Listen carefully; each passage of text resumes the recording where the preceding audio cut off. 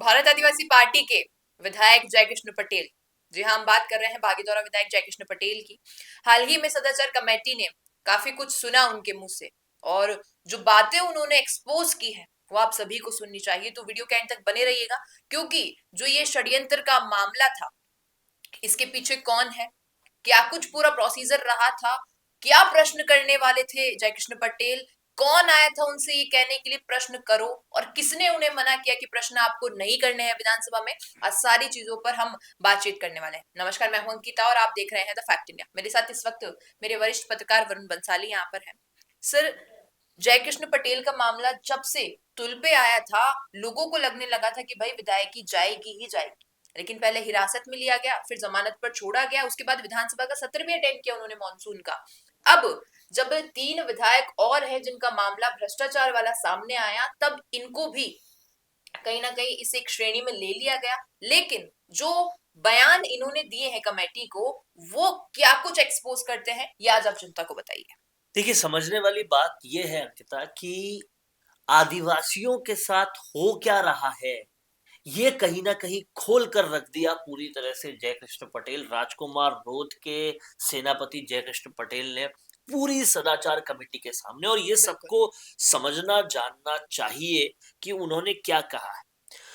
उन्होंने एक बात बहुत स्पष्ट कही कि आम आदमी एक लकड़ी भी काट लेना अगर जंगल के एरिया से, फॉरेस्ट विभाग के एरिया से, तो उस पे जुर्माना लग जाता है, उसको सजा हो जाती है। और सरेआम फॉरेस्ट के एरिया में माइनिंग हो रही थी, लगातार हो रही थी, कुछ लोगों की अपनी जमीनों पे माइनिंग हो रही थी, अवैध तरीके से लोग कर रहे थे, लेकिन उनकी कितनी भी शिकायतें उन आम आदमियों ने कर ली, पर कुछ उन शिकायतों पर कार्रवाई नहीं हुई। अब वो आम आदमी जो आदिवासी थे, अपने विधायकों से कह कह के थक गए, प्रशासन शासन सबसे कह कह के थक गए, नहीं काम हो रहा, तो मेरे पास आए, यानी कि जयकृष्ण पटेल के पास आए, जी। और उन्होंने उनको अपनी गुहार रखी। अब जयकृष्ण पटेल समेत पूरी भारत आदिवासी पार्टी का एक ही मानना है कि आदिवासी कहीं से भी हो, वो अपनी समस्या लेके आते हैं तो उनको दूर करना चाहिए। बिल्कुल। और शासन प्रशासन जब नहीं सुन रहा, तो फिर क्या अल्टरनेटिव बचता है। इसके लिए वो जयकृष्ण पटेल के पास आए और उन्होंने अपना कर्तव्य समझते हुए वो प्रश्न उठाया।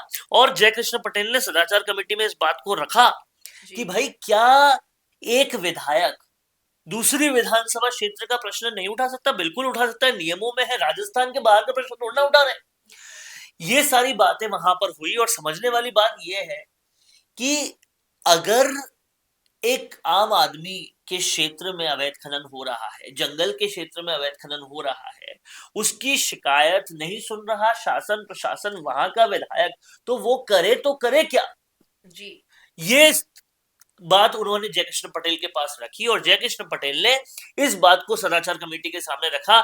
इस वजह से मैंने ये प्रश्न किया था, और प्रश्न करना कोई पाप नहीं है। मैं कोई भी प्रश्न ऐसा नहीं कर रहा था जो राजस्थान से बाहर का। बिल्कुल। अब सर, लेकिन इस मामले की हम शुरुआती दिनों में जाएं, तो जो भारतीय आदिवासी पार्टी है, उनका साफ तौर पर ये कहना था और एक इल्जाम लगा रहे थे वो कि ये षड्यंत्र है, हमारे ही क्षेत्र के एक नेता ने रचा है। और महेंद्रजीत सिंह मालवीय का नाम क्लियरली ले रहे थे कि उन्होंने कहा था जब उनकी विधायकी, क्योंकि वो भी बीजेपी से प्रत्याशी थे और हार गए थे, तो कहा था कि 6 महीने के भीतर ये सीट लेकर दिखाऊंगा। देखिए, महेंद्रजीत सिंह मालवीय कौन है ये समझना जरूरी है। जी।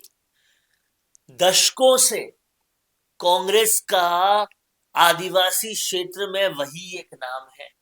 अशोक गहलोत के राइट हैंड रहे हैं, और कहीं ना कहीं बागीदोरा से ही वो आते हैं।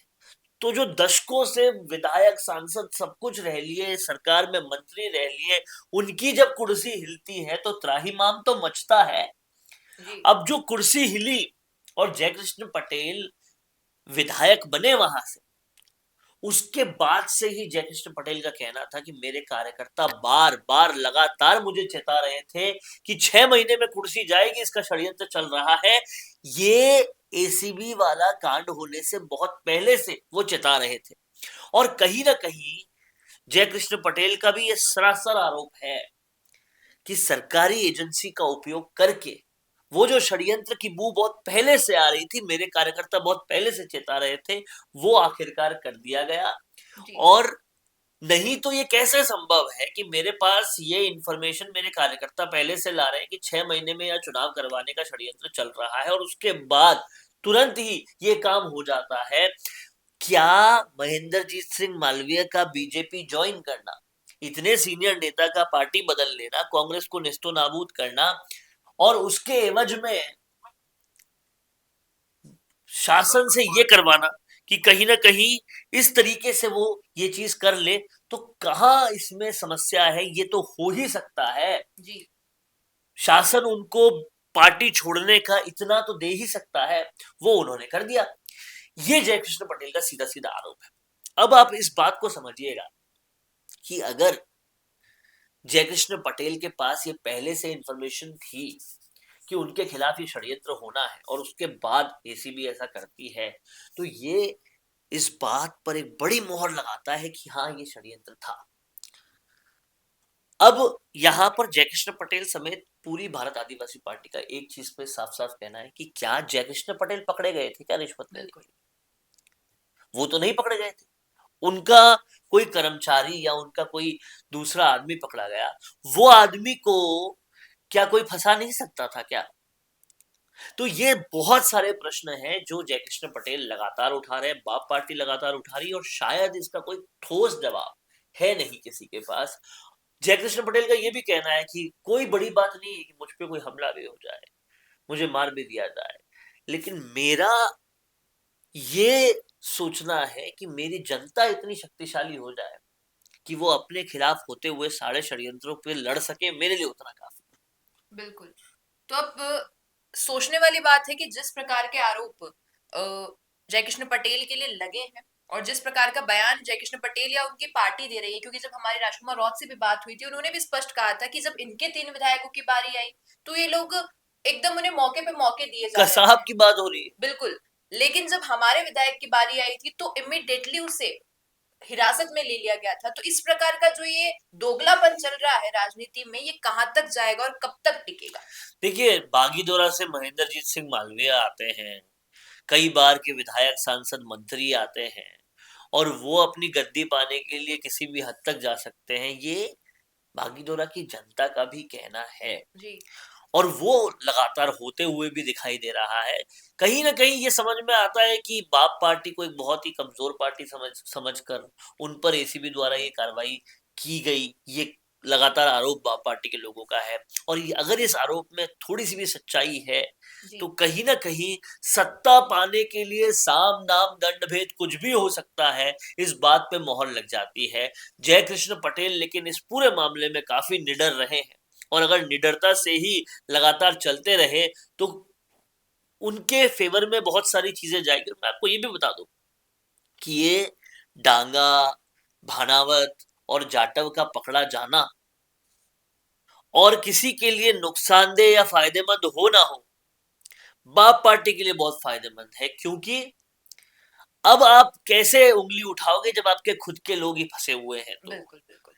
अब सवाल आपसे भी यही करती हूँ, अगर आप आदिवासी बहुल क्षेत्र से ये वीडियो देख रहे हैं तो आपको क्या लगता है कि जो आपके विधायक हैं उनकी गलती थी या नहीं? और जो बाकी के 3 विधायक हाल ही में पकड़े गए हैं, क्या उनकी एवज में आके अब आपके विधायक पर भी एक, हम कहें, प्रोटेक्शन आ चुका है? क्या कहते हैं इस पर बता दीजिएगा कमेंट में। पसंद आया हो ये वीडियो तो इसे लाइक करना, शेयर करना और हमारे चैनल द फैक्ट इंडिया को सब्सक्राइब करना भूलना। धन्यवाद। क्या आप भी करना चाहते हैं अपने गांव का नेतृत्व? आपका अपने गांव के लिए विकास का विजन क्या है? पंचायत में आपके होने से बदल सकती है आपके गांव की तस्वीर। तो आज ही अपने गांव की बात कीजिए द फैक्ट इंडिया के साथ। व्हाट्सएप कीजिए इस नंबर पर।